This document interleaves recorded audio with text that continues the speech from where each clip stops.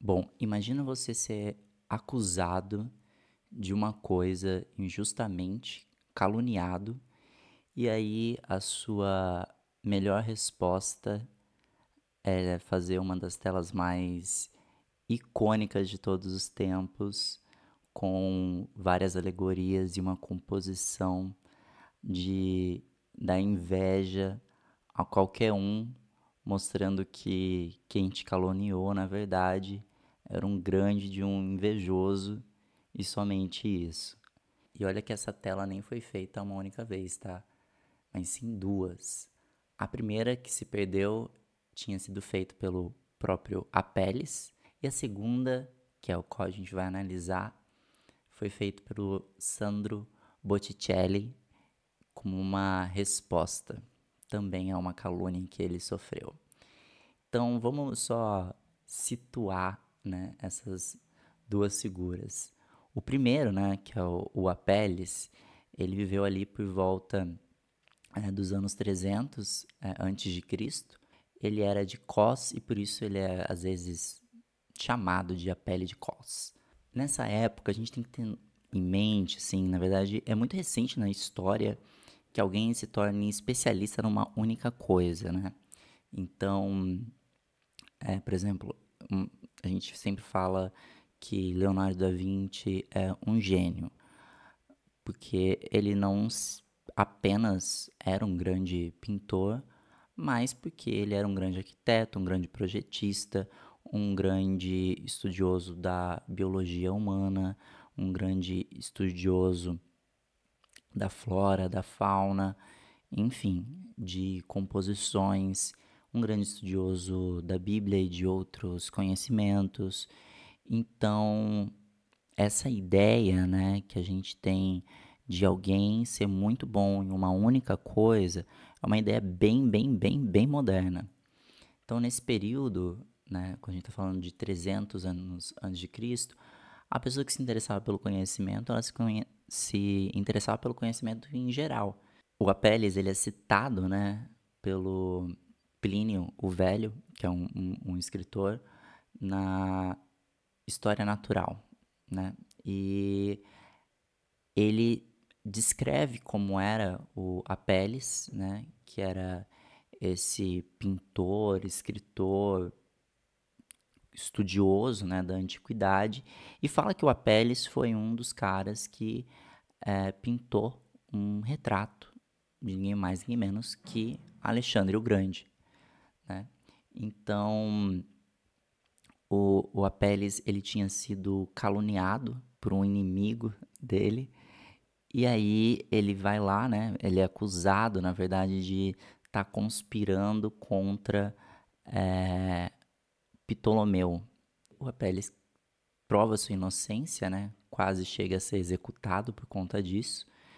E, e aí ele pinta uma obra que é a Calúnia de Apelles, no qual ele invoca alegorias, né?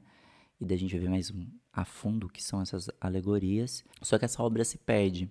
Plínio chega a ver essa obra, aparentemente, e ele descreve ela com o máximo de precisão, né? Preciosidade possível.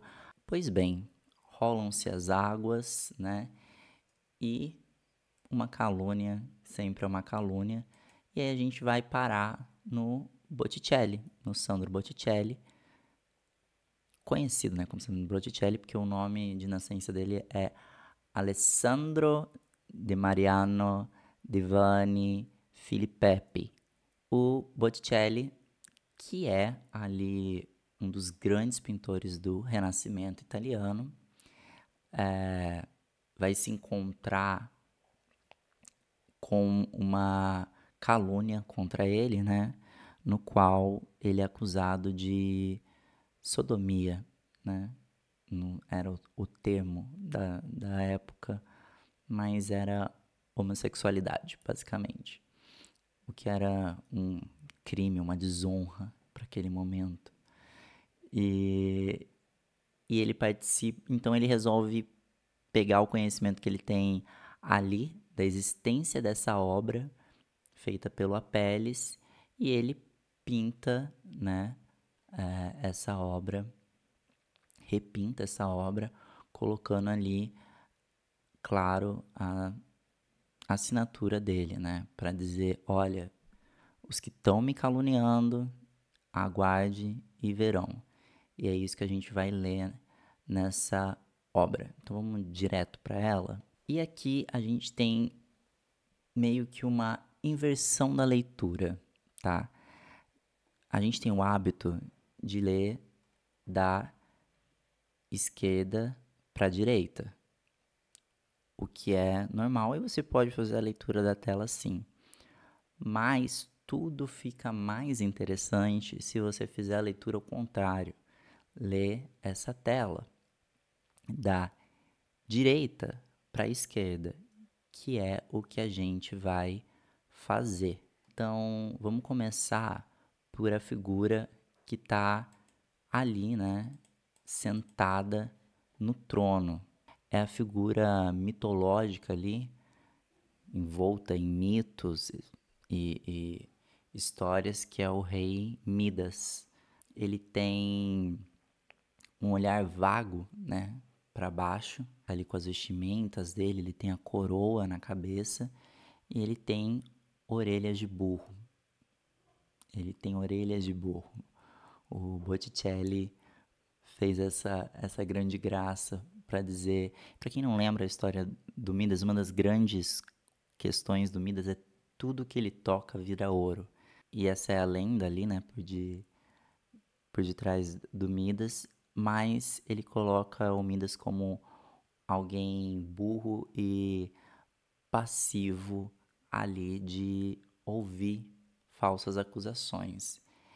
E aí a gente vai ter do lado, aqui na frente, né, do Midas, vestindo verde, com tranças, né, meio ali sussurrando no ouvido de Midas, a suspeita.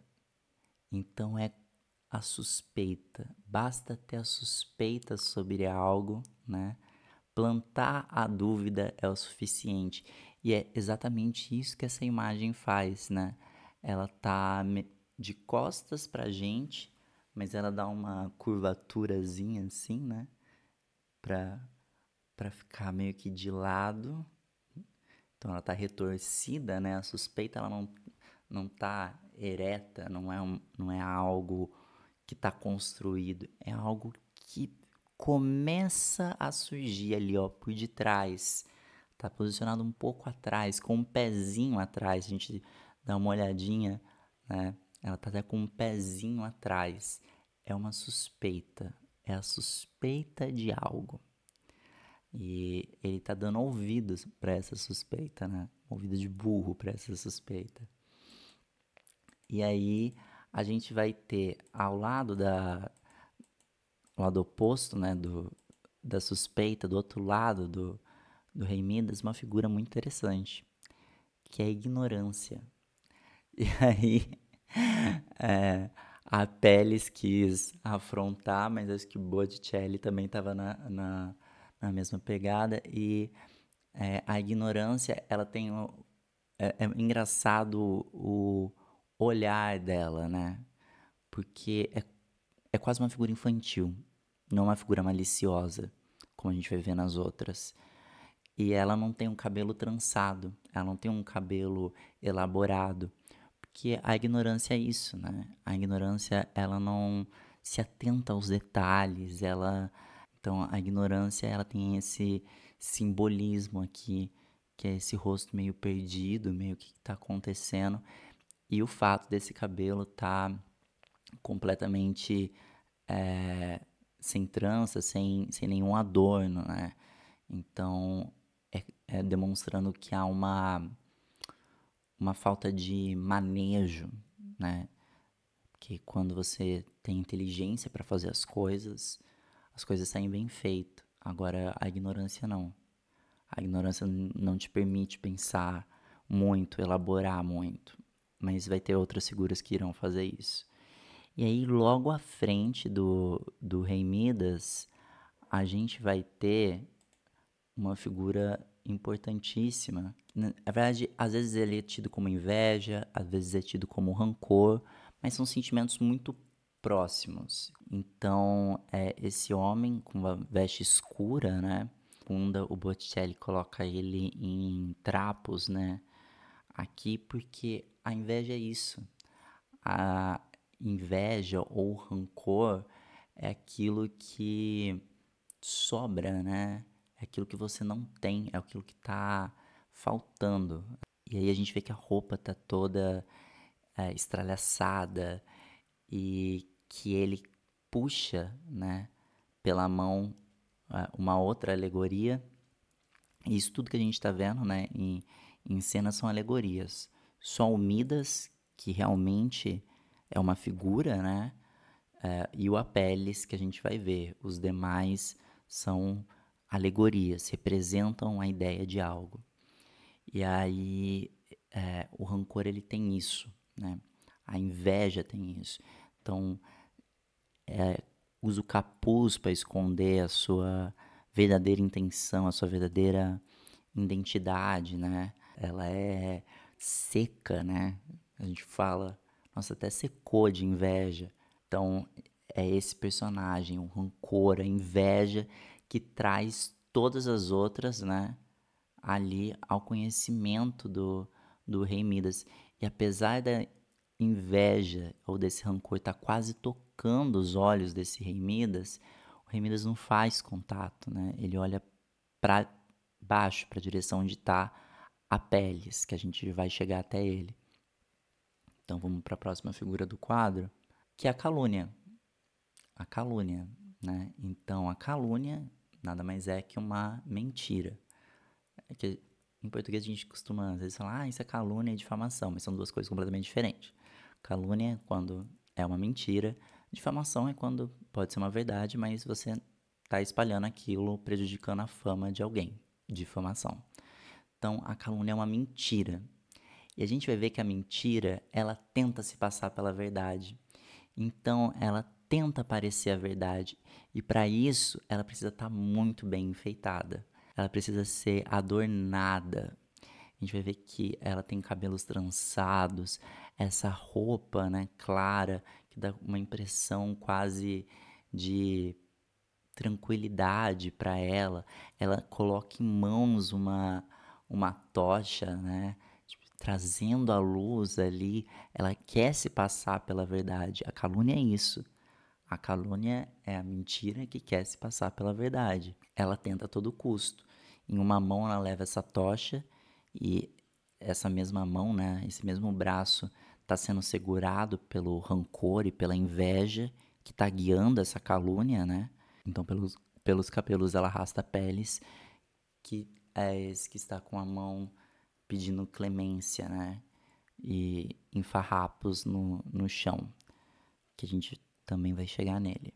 Aí, fazendo tranças na calúnia, né, de amarelo ao fundo, a gente tem a fraude.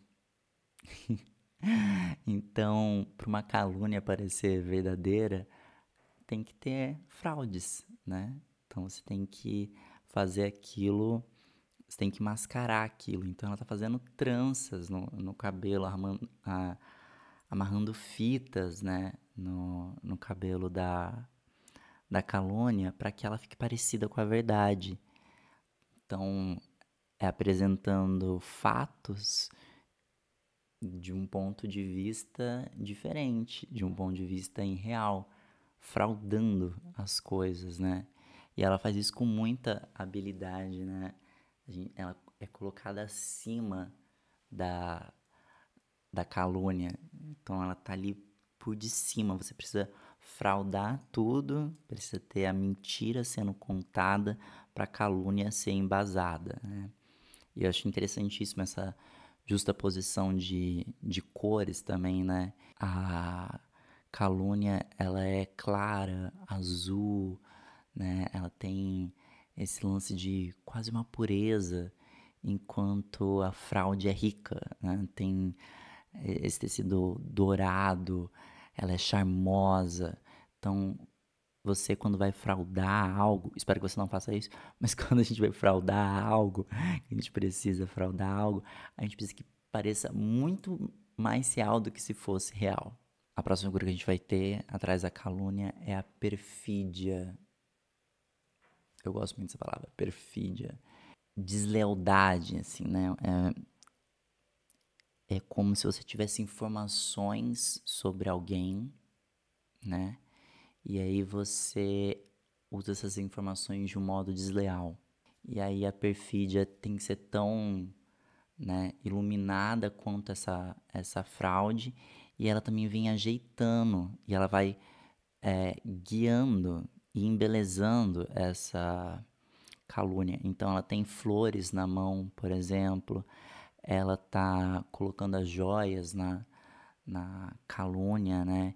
Então é quando você conhece parte dos segredos ou tem uma informação sobre a pessoa e você trabalha junto com a fraude para criar-se a calúnia, né? E é exatamente isso que os dois tentam falar que aconteceu.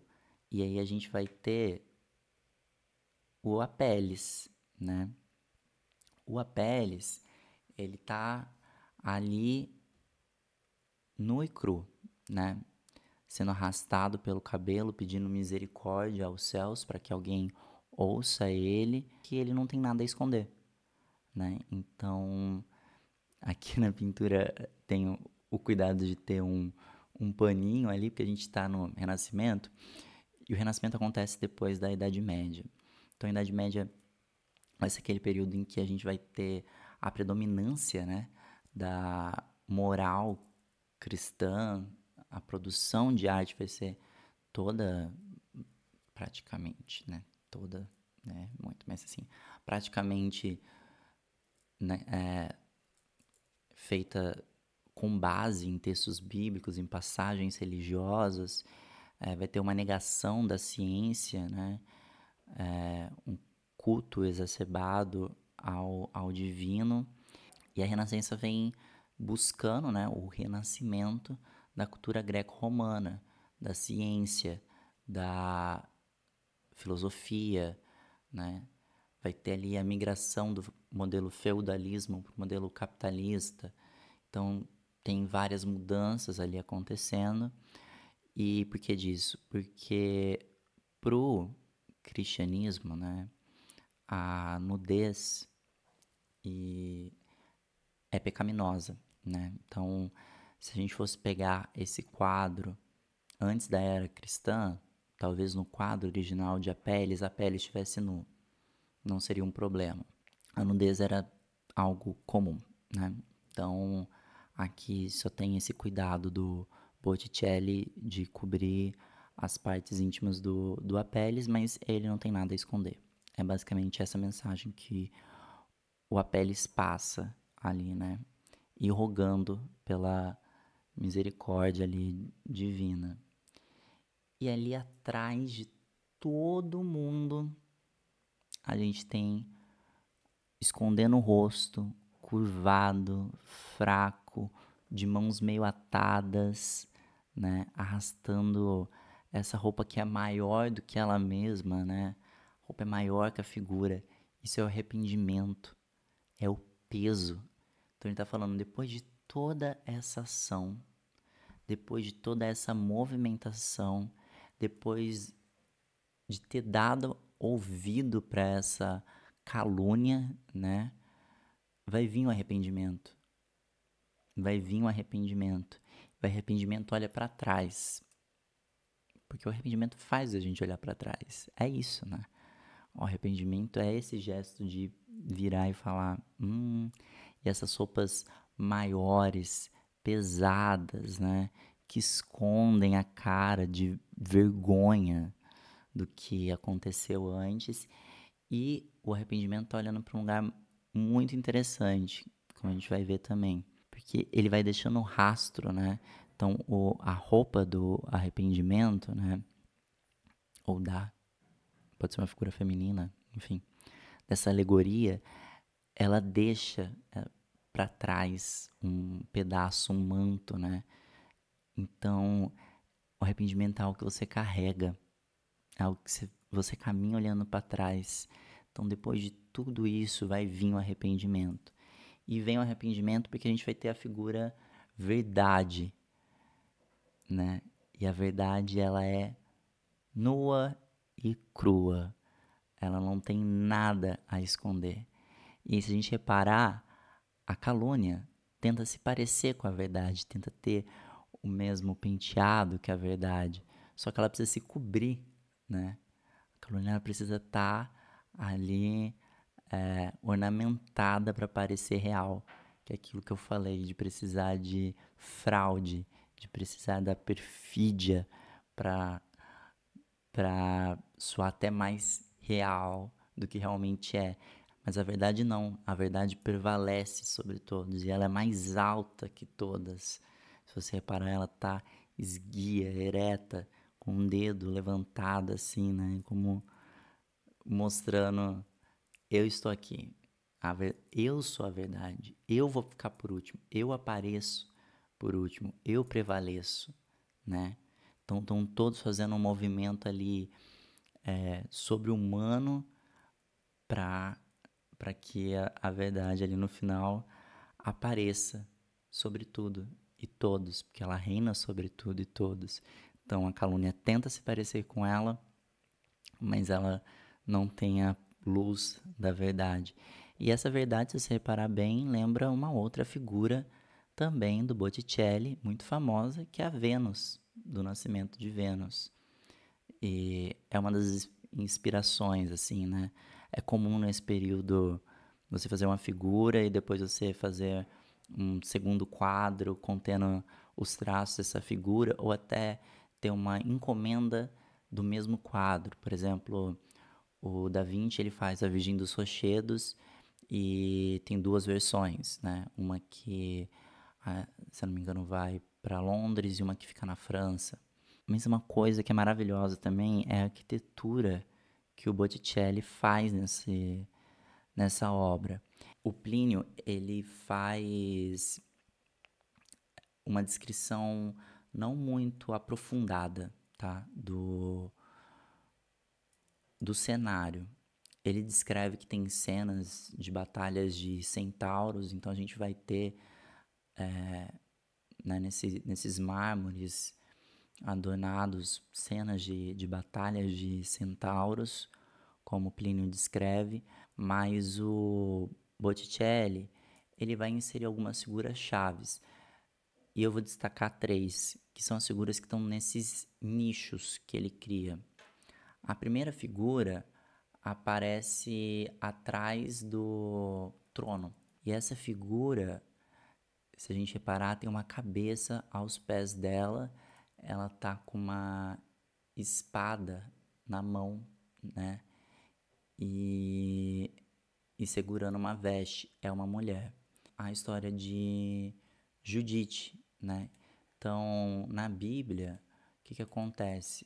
Judite, ela é uma mulher judia, né? E ela decapita o Holofernes. Ela usa a própria espada dele para matar ele e fazer justiça. Então, por que essa figura aparece ali atrás? Justamente porque fala disso. O posso usar os mesmos métodos contra você. É mais ou menos essa mensagem ali por detrás. O outro é São Jorge, porque o que acontece? Ele era um cara, né, da Capadócia, como todo mundo sabe, quem assistiu Salve Jorge. E acontece que ele era um santo militar, né? Ele foi condenado, né? E aí o que acontece foi que um papa depois, do qual condenou ele, transformou ele em santo. Ou seja, uma mentira não dura por muito tempo. A justiça foi feita para Jorge, né? Então, ele está bem no meio da imagem. Então, a primeira que a gente tem é eu posso usar os argumentos que você está colocando contra você mesmo, né? As suas armas podem ser usadas contra você. A outra é podem me pintar agora, nesse momento, como vocês quiserem, mas a verdade há de prevalecer e eu ainda vou ser muito mais lembrado, né, pelos meus feitos bons, né, do que pela mentira que você contou. E aí, a história final que a gente vai ter entre a justiça e o remorso é uma imagem muito significativa, porque é Joana d'Arc. Então, Joana d'Arc, ela foi morta pela Inquisição, né? Foi morta pela própria igreja que ela defendia pelo fato dela ter mentido que ela era homem, né? Pra ela usar roupas de homem, na verdade. Ela não mentiu que ela era homem. Quem mentiu que era homem era Mulan. Mas ela vestia roupa masculina. E é isso que essa estátua tá fazendo. Pode ver que ela tá com uma veste feminina e quando ela levanta por debaixo tá com uma veste masculina. Basicamente é a mesma mensagem de Jorge ali. A história de Joana d'Arc é bem extensa, assim como a de São Jorge, então não dá pra entrar em muitos detalhes, mas achei interessante porque todos falam desse lance de verdade e mentira, consequências, o que vem depois e esses estágios, né? Todas as imagens ali no fundo têm uma correlação, mas esses três aparecem em maior destaque e achei interessante colocá-los. É isso, assim, através dessas alegorias, né? O Botticelli e o Apelles usam a arte para para falar que, opa, peraí, não é essa a verdade não. A verdade vai aparecer contra aqueles que estão me caluniando, contra aqueles que estão fraudando, né? Aqueles que estão dando ouvido, espera que vocês vão se arrepender, porque a verdade vem. E é isso. E uma coisa que eu gosto muito é do exercício de pensar em alegorias. Um conceito, né, ganha uma personificação. Então a gente tem a alegoria da justiça, né? Então, que é a mulher de olhos vendados, segurando a balança. Essa é a alegoria da justiça. A gente tem a alegoria da liberdade, né? Seja a liberdade guiando o povo, do Delacroix, que a gente vai analisar também, ou seja, a Estátua da Liberdade dos Estados Unidos, né? Então a gente tem essas alegorias que são esses conceitos personificados, né? Transformados aos nossos olhos, como seriam. E é isso, eu vou deixar na descrição as referências, né? Utilizadas, as obras aqui também que apareceram. E, mais uma vez, se você gostou do conteúdo, se inscreva, deixe um comentário, pergunte se tiver alguma dúvida, corrija se souber de alguma informação, acrescente a informação aqui. É um espaço de troca e é isso. Nos vemos no próximo. Até mais.